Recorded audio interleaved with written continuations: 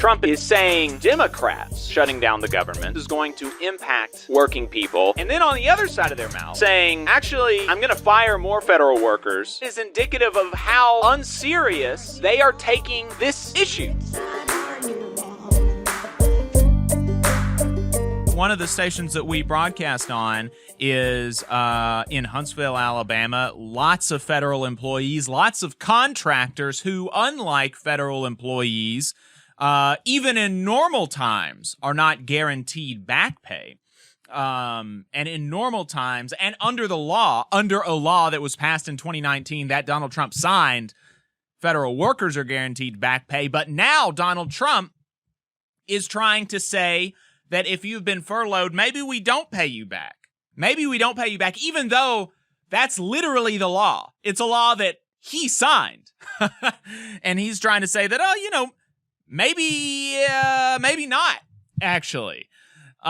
Which is, and on top of doing that, now he is going out of his way to fire more federal workers, even though at this point we are at some almost 200,000 federal workers have been separated from the federal service through one form or another, through rifts or, being forced out to take and forced to take the DRP package, the fork in the road package.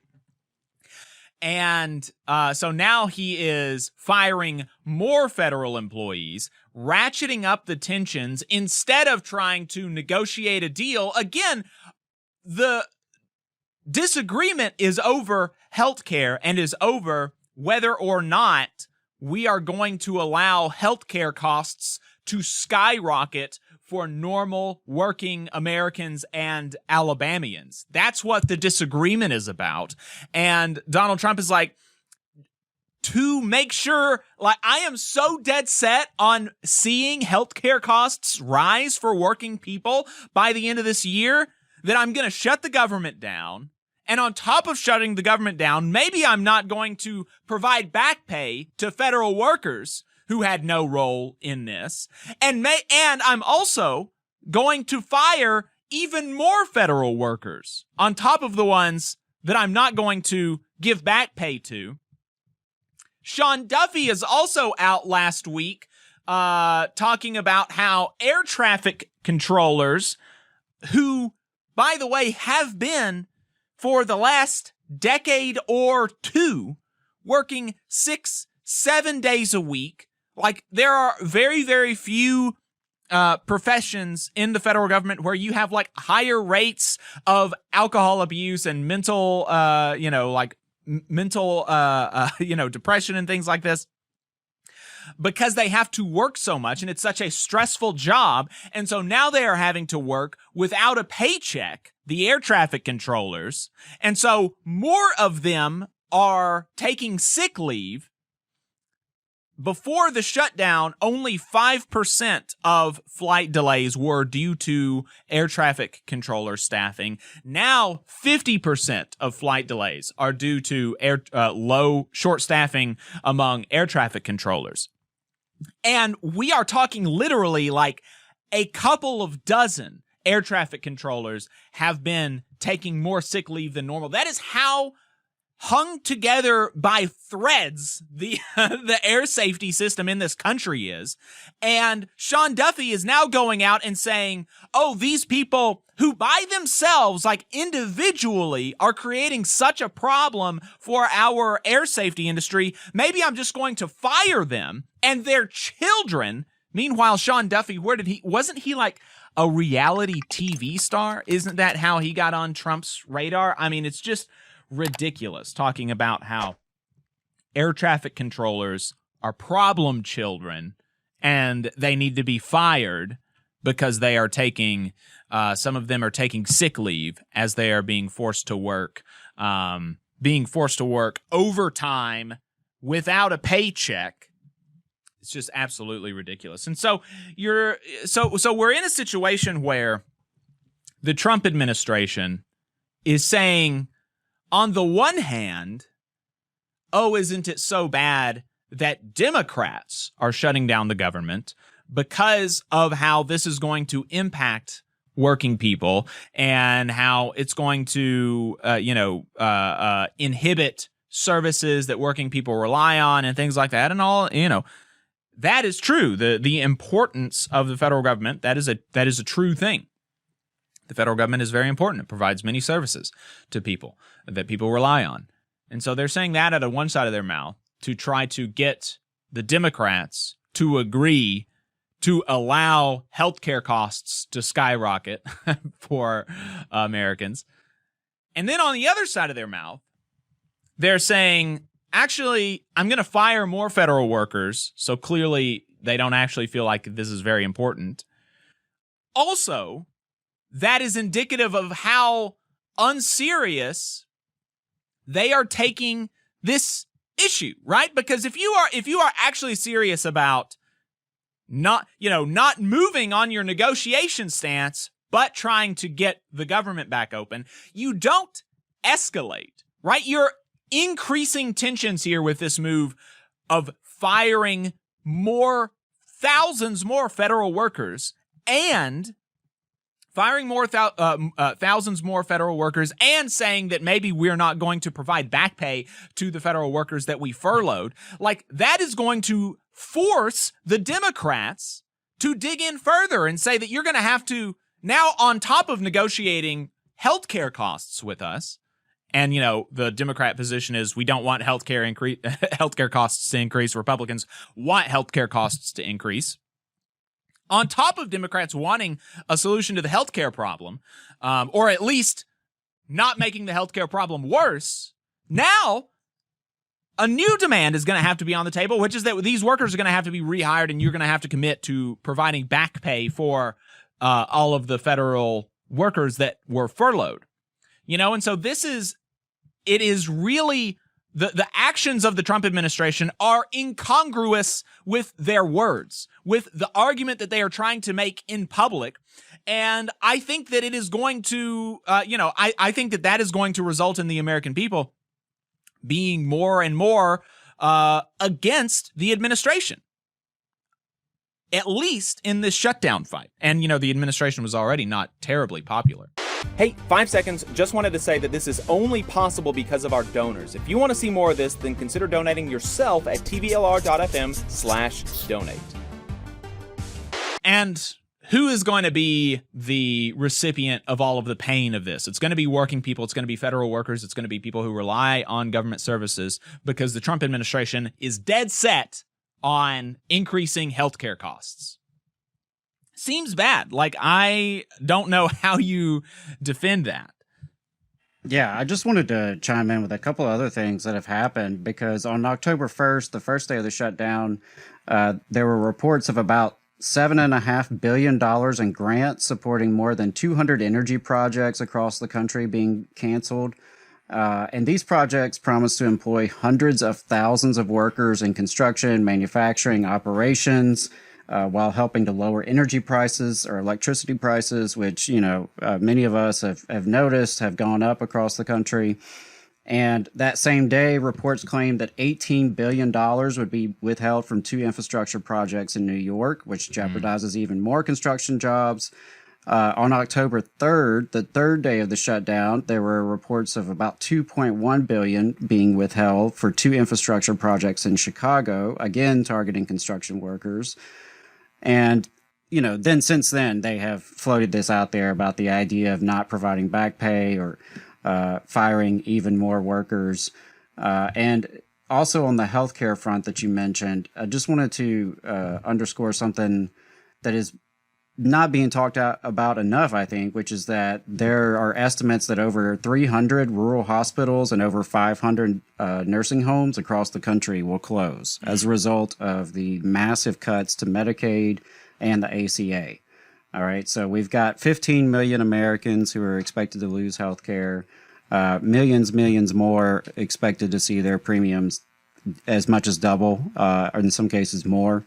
About 20 million people will see their premiums go up pretty quickly. And then, the impact of these hospitals and nursing home closures, which you think about all the people they service, all the people they touch and impact. all the jobs, right? In so many areas, the healthcare system is one of the largest employers, like alongside the school system. That's one of the few places where you can find a job in some counties. I do want to underscore this. I mean, look, if you're a regular listener to the program, and so I'm not going to spend too much time with this throat clearing stuff, but if you're a regular listener to the program, you know that we have lots of critiques of Democrats and lots of frustrations with the Democratic Party. But this really, like, everything that's been happening in the last couple of weeks really does kind of go to show how much more seriously Democrats take, like, governing, because the red state workers, people who live in red states like Alabama who have not expanded Medicaid, are going to be the hardest hit by the ACA subsidies expiring. Because in states where you have expanded Medicaid, a lot of people who in Alabama are on the marketplace. In other places, they're just on Medicaid, right? And so places where you haven't expanded Medicaid are going to be hardest hit by the ACA subsidies expiring. And Democrats are fighting really hard to prevent these ACA subsidies from expiring. And actually, Republicans are talking about how, a lot of them are coming out and saying, as for, on the merits, we actually want to do something here because this is a problem for us, right? And Marjorie Taylor Greene was on CNN last week talking about how she doesn't understand why her party is dead set on allowing healthcare costs to skyrocket for working people in Georgia, right? And so on the merits, this is a good policy that Democrats are fighting for, and it is a policy that disproportionately benefits working people in red states. Now, at the same time, Donald Trump is specifically targeting DOE projects in blue states and canceling them because they're in blue states, like targeting people who vote Democrat because he doesn't like them and he wants to punish them, while Democrats are trying to help people in red states because that's like the right thing to do, And it's just, it really, lots and lots and lots of problems here, but it just goes to show you the lack of seriousness with which the Republican Party approaches the task of governing, and how it is viewed so much as a game to enrich winners and hurt losers. So let's talk about specifically what's at stake here in Alabama. Alabama Arise has some really great facts that they've pulled up, and definitely recommend folks checking it out. We talked about this last week, but I just want to reemphasize it. I just want to repeat it and make sure that people know these numbers. In Alabama, nearly 500,000 people are enrolled in marketplace coverage today, and 98% of those people receive tax credits to help afford their monthly premiums. 98%. The average marketplace premium in Alabama will increase by 93%. The average. That means 50% of people will see their premium increase by more than 93%. 130,000 Alabamians, rather than paying those increased premiums, will just lose healthcare coverage because they won't be able to afford it. This loss of healthcare coverage would cost Alabama $1.14 billion in economic activity and 10,000 jobs. 10,000 jobs. Older adults with families with lower incomes would bear the brunt of skyrocketing premiums. For example, a 60-year-old Alabama couple making $82,000 would see their annual premiums for a benchmark plan increase from $7,000 a year to $27,000 a year. Households earning as little as $15,000 per year for an individual or $32,000 a year for a family of four could be priced out altogether. And so that is what this is over. And Republicans are dead set on seeing that 60-year-old Alabama couple pay $27,000 a year. That seems bad to me. 844-899-TVLR if you disagree. 844-899-8857. Let us know why A 60-year-old Alabama couple making $82,000 a year should have to pay $27,000 for healthcare on the marketplace. You know, maybe we're missing something, right? Maybe they've been bad and they deserve high healthcare costs. I don't know. Let us know. Yeah, and one last thing I'll add there is, like, I'm not an economist, but I'm going to guess that if you have this many people who are losing paychecks, this many people who are seeing their healthcare skyrocket, they're not spending that money in other ways in our economy. Exactly. And our economy does rely heavily on consumer spending. I know that there's more and more data coming out about the reliance on the ultra rich and their consumption. Like, that is taking up a bigger share of our economy than it used to. But, you know, the bottom line is still we rely on regular people going out and shopping and making purchases and circulating money in our local economies. And, if you've got all these federal workers who are going to be in the hole, you've got all these people who are losing health care or losing jobs at healthcare facilities. I can't imagine this will be good for the economy. But, again, I'm not an economist. We'll see, I guess. Let us know. Yeah, maybe somehow people losing jobs and paying more for health insurance and having to pay more on their student loans and all this kind of stuff. Maybe it's going to be good for the economy somehow. Yeah. I guess it depends on whose economy. Exactly. And your perspective and your class position in it. You just saw a clip from the Valley Labor Report. We are live every Saturday morning from 9:30 a.m. till 12:30 p.m. And we pride ourselves on keeping all of our content free to everybody so that we can talk to as many working folks as possible. If you support the work that we're doing, you think that it's important, you think that it's good, then consider making a monthly contribution to the project. And you can do that on our website, tvlr.fm.